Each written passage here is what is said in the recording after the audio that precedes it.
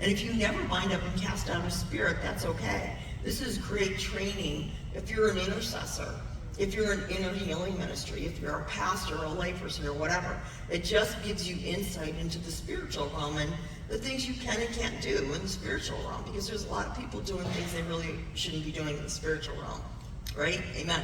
And this will keep you safe if you're praying for your friends and your family, all right? And it'll help you recognize some stuff. So we're going to start this morning session right now. We're going to go to negative self-oaths and embedded lies. It's module 4 in your workbook. I'm not sure what page number you guys have it on. 19 it is? Okay, 19 it is. So if you have your manuals, and if you don't have one, you can go out there and purchase one on the product table. Amen. All right, so an oath is considered an unbreakable promise, okay? We make vows to God, and we make oaths to ourselves and or other people, okay? It's between people, all right? We usually make negative self-oaths to protect ourselves.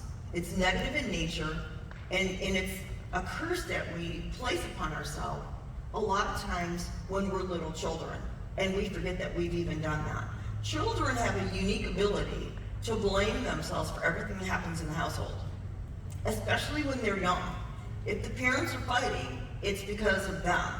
If there's not enough money to go around to buy groceries and to do this and to do that, it's because they're in the household. Children internalize everything as it's their fault. And so then sometimes it can traumatize them, and they can make negative self-oaths to protect themselves from the trauma that they've just endured, okay? So now we're gonna, a negative self-oath is the result of a lie that they're believing in.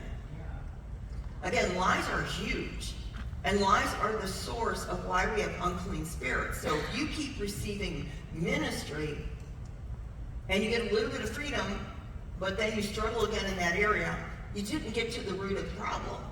And the root of the problem is usually a lie that you came into an agreement with. And it's usually been there since you were a little child, okay? So lies have varying degrees of power, all right? Let's say, let me demonstrate that. Let's say I'm playing cards with you guys. And so I'm gonna lie about what's in my hand because I wanna win. I gotta be a winner here, okay? So I pretend I have this hand, and as soon as accurate information comes forward, I show you my hand, everyone laughs, and says, ah, you had us going. There's no damage or long-term damage because of that lie. But embedded lies are different. Embedded lies are lies that you've had probably since childhood, is usually when these embedded lies come in. And you come into an agreement with the lie, and you make a negative self-oath to protect yourself from a lie that you're believing in because of childhood trauma, okay?